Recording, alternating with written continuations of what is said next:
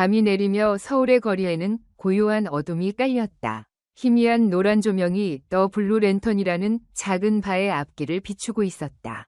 바 안은 오래된 스피커에서 흐르는 재즈 음악으로 가득 차 있었고 위스키 향과 참나무 냄새가 뒤섞여 아늑한 분위기를 자아냈다. 이찬원은 바 카운터에 앉아 피곤한 손으로 오렌지 주스를 천천히 저었다. 하루 종일 훈련한 뒤 조용히 쉴 수 있는 곳이 필요했다. 그는 스포트라이트와 언론의 압박에서 벗어나 평범한 일상을 느끼고 싶었다. 옆에서는 리사라는 젊은 여직원이 발을 정리하며 호기심 어린 눈빛으로 그를 바라보고 있었다. 이찬원 씨, 왜 이런 작은 바를 찾으신 거예요? 서울에는 더 고급스러운 곳도 많을 텐데요. 리사가 미소를 지으며 물었다. 이찬원은 부드럽게 웃으며 대답했다. 난 이런 조용한 곳이 좋아.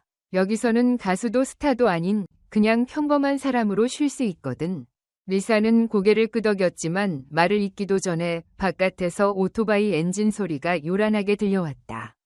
넌 사인이 반짝이는 창문을 통해 강렬한 헤드라이트 불빛이 비추었고 바 안의 손님들은 순간적으로 조용해졌다. 블랙벌처스 MC라고 불리는 악명 높은 바이커 갱단이 들어오고 있었다. 바 안의 분위기는 순식간에 얼어붙었다. 손님들은 시선을 피하며 몸을 움츠렸다. 리사는 손에 쥔 천을 꼭 쥐었고 바주인 헨리는 긴장한 표정으로 술잔을 닫고 있었다. 가장 앞에 선 남자는 레이븐이라는 갱단의 우두머리였다. 그의 검은 머리카락은 얼굴의 반을 가렸고 날카로운 눈매와 턱을 따라 길게 난 흉터가 위협적인 인상을 주었다. 그의 옆에는 듀크라는 커다란 체구의 남자가 서 있었다. 팔 전체에 문신이 새겨져 있고 비열한 미소를 짓고 있었다. 그 뒤로 4명의 부하들이 천천히 바 안으로 들어왔다. 레이븐은 주변을 둘러보며 바 카운터로 다가가 엘리사를 향해 웃으며 말했다. 여기 제일 독한 위스키로 몇 잔 줘. 그리고 너도 한 잔 같이 하지 않을래? 오늘 밤은 특별한 날이거든. 리사는 한 걸음 뒤로 물러서며 침착하게 대답했다. 죄송합니다. 저는 근무 중이라 술을 마시지 않습니다. 주문을 하시면 바로 가져다 드리겠습니다. 듀크는 콧숨을 치며 카운터에 팔을 걸쳤다. 근무 중이라고? 이렇게 예쁜 애가 여기서 일하는 게 아깝지 않냐? 더 재밌는 곳에서 일해야 하는 거 아니야? 이찬원은 조용히 상황을 지켜보고 있었다. 리사의 불안한 표정을 보았고 다른 손님들이 위축된 채 아무 말도 하지 않는 것도 눈에 들어왔다. 레이븐은 이찬원을 알아본 듯 웃음을 지으며 말했다. 이봐, 어디서 많이 본 얼굴인데? 가수 아니야? 듀크도 웃으며 말했다. 맞아, 이찬원. 서울에서 활동하지. 네가 빠르다고 하던데 여기서도 그렇게 빨리 도망칠 수 있을까? 이찬원은 차분하게 오렌지 주스를 한 모금 마신 후 말했다. 난 그냥 조용히 쉬고 싶을 뿐이야. 술 마시러 온 거라면 앉아서 즐겨. 하지만 그게 아니라면 다른 곳으로 가는 게 좋을 거야. 바 안의 공기가 한층 더 무거워졌다. 레이븐은 눈을 가늘게 뜨며 이찬원을 뚫어지게 쳐다보았다. 이봐, 네가 유명하다고 해서 여기서도 대장 행세할 수 있을 거라 생각하는 거야? 이찬원은 잔을 내려놓고 침착하게 응시하며 답했다. 그런 게 아니야. 난 그냥 충고하는 거야. 그리고 내 말 듣는 게 좋을 거야. 듀크는 이를 악물고 앞으로 한 발짝 다가섰다. 지금 우리한테 싸움을 거는 거냐? 이찬원은 주변을 한번 훑어보았다. 모두 숨죽인 채 상황을 지켜보고 있었지만 아무도 나서지 않았다. 리사는 불안한 듯 뒷걸음질 쳤고 헨리는 잔을 내려놓고 이찬원을 걱정스럽게 바라보았다. 레이븐은 비웃으며 말했다. 흥미롭군. 하지만 걱정 마. 오늘은 그냥 지나가주지. 하지만 다음번엔 좀 더 재미있게 놀아보자고. 그는 카운터를 가볍게 두드리며 문을 향해 걸어갔다. 듀크는 이찬원을 노려본 후 따라 나갔다. 문이 닫히고 나서야 바 안의 긴장이 조금 풀렸다. 리사는 안도의 한숨을 내쉬었지만 여전히 불안한 기색을 감추지 못했다. 이찬원은 알았다. 이건 단순한 충돌이 아니었다. 레이븐은 그렇게 쉽게 물러날 사람이 아니었다. 그리고 다음번엔 분명 더 거센 폭력이 기다리고 있을 터였다. 서울의 밤거리는 여전히 고요했지만 작은 바 안의 공기는 아직 가라앉지 않았다. 레이븐과 블랙벌처스가 떠난 후에도 무거운 침묵이 흐르고 있었다. 이찬원은 주위를 둘러보며 여전히 긴장한 사람들의 모습을 확인했다. 리사는 손에서 행주를 꼭 쥔 채 가볍게 떨고 있었고 헨리 아저씨는 깊은 한숨을 내쉬며 조용히 잔을 내려놓았다. 이찬원, 넌 그들과 맞서지 않는 게 좋을 거야. 블랙벌처스는 그렇게 쉽게 물러나는 놈들이 아니야. 이찬원은 조용히 자신의 음료를 마저 마시며 바 문을 바라보았다. 저도 싸우고 싶지는 않았어요. 하지만 가만히 입에 있으면 저들은 계속해서 이런 짓을 반복할 겁니다. 리사는 고개를 끄덕였지만 여전히 두려움이 가득했다. 저들은 늘 여기에 나타나요. 손님들을 괴롭히고 직원들에게 술을 강요하고 심지어 그보다 더 끔찍한 일도 해요.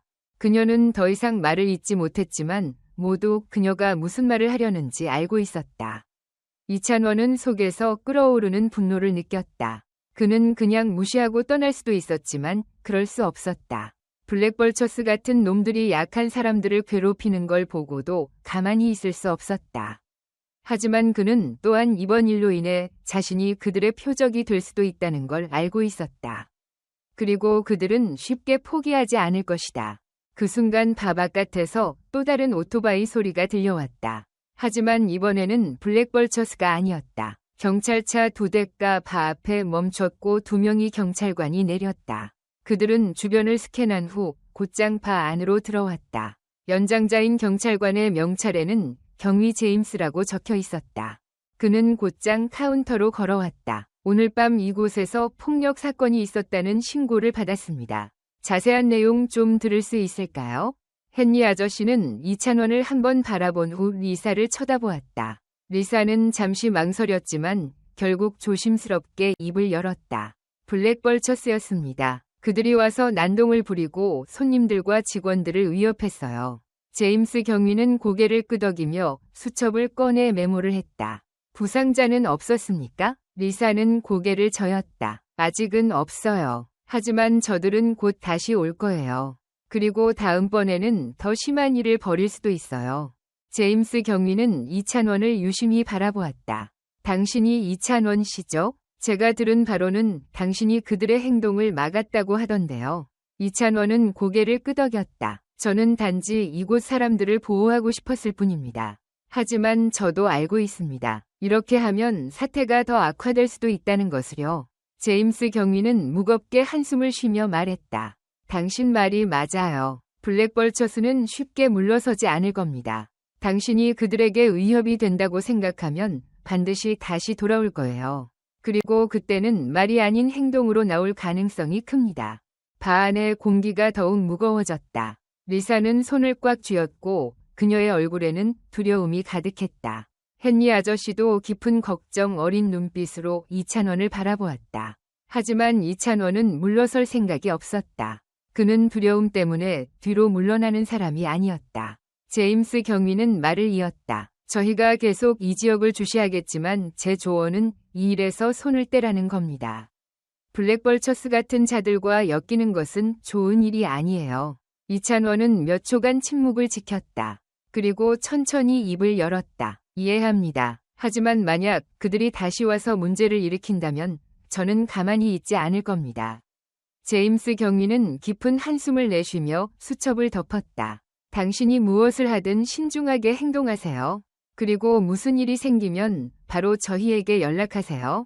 경찰이 떠나고 난 후 바 안의 사람들은 여전히 이찬원을 바라보고 있었다. 리사는 걱정스러운 표정을 지었지만 그녀의 눈빛에는 감사의 감정도 담겨 있었다.